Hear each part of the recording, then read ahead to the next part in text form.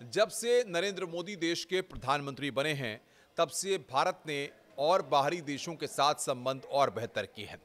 इसका सबसे बड़ा प्रमाण इस बात पर भी है कि खुद नरेंद्र मोदी कई देशों की यात्रा करके वहाँ के अध्यक्षों, वहाँ के प्रधानमंत्री, वहाँ के राष्ट्रपति से मुलाकात कर चुके हैं। यहाँ तक कि अगर हम 26 जनवरी का मौका देखें या 15 अगस्त का मौका देखें या बाकी कई मौक़ों पर हम देख चुके हैं कि बाहरी देशों के भी कई बड़े पद पर रहने वाले लोग भारत आ चुके हैं और भारत में नरेंद्र मोदी की तारीफ कर चुके हैं। सबसे बड़ी बात यह है कि जिस तरीके से विकास की योजनाओं को लेकर के देश भर में भारतीय जनता पार्टी की सरकार काम कर रही है, उसी दिशा में लगातार तमाम अलग अलग देशों से जो लोग आते हैं उनके साथ चाहे एमओयू साइन करना हो, चाहे रणनीतिक साझेदारी करना हो, इस दिशा में भी भारतीय जनता पार्टी की सरकार या खुद प्रधानमंत्री नरेंद्र मोदी एक एक चीज़ को बड़ी बारीकी के साथ देखते हैं।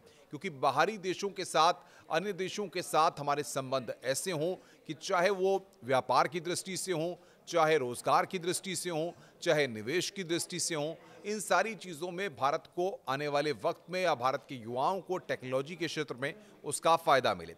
हालिया खबर यह है कि प्रधानमंत्री नरेंद्र मोदी ने कहा है कि दुनिया तनाव, संघर्ष और अनिश्चितता के दौर से गुजर रही है और हिंद प्रशांत क्षेत्र में कानून के शासन और नौवहन की स्वतंत्रता को लेकर गंभीर चिंताएं हैं। ऐसे समय में भारत और जर्मनी की रणनीतिक साझेदारी एक मजबूत आधार बनकर उभरी है और इसीलिए रोजगार और तकनीकी क्षेत्र में भारत ने जर्मनी के साथ कई समझौते किए हैं। इसको लेकर उन्होंने साफ तौर पर जर्मन चांसलर ओलाफ शोल्स की मौजूदगी में एमओयू साइन किए गए, उनका आदान प्रदान किया और नवाचार, प्रौद्योगिकी पर रोड मैप, रोजगार, श्रम क्षेत्र के ये एमओयू पर हस्ताक्षर हुए हैं।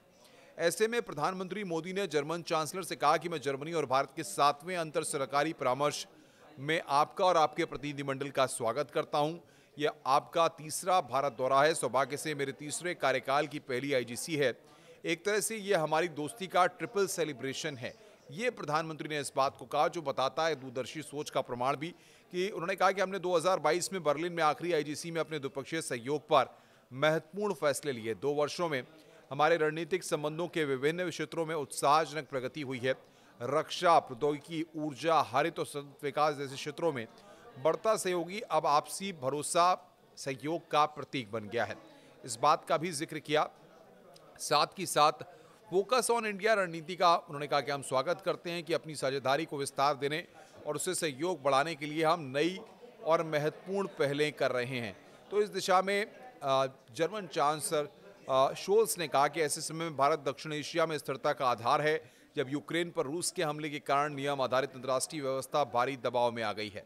तो सबसे महत्वपूर्ण बात यह है कि जिस तरीके के प्रयास भारतीय जनता पार्टी के द्वारा किए जा रहे हैं, चाहे जर्मनी के साथ देखें या बाकी और देशों के साथ देखें, अंतर्राष्ट्रीय स्तर पर इसका एक मैसेज भी जा रहा। और भारत की जो पिछले 8-10 सालों में अगर हम देखें तो अंतर्राष्ट्रीय स्तर पर भारत की जो पहचान बनी है या भारत में जिस तरीके से रोजगार, तकनीकी के क्षेत्र में जो इनोवेटिव्स हुए हैं, वो अपने आप में आने वाले वक्त में एक बड़े मील के पत्थर साबित हो रहे हैं।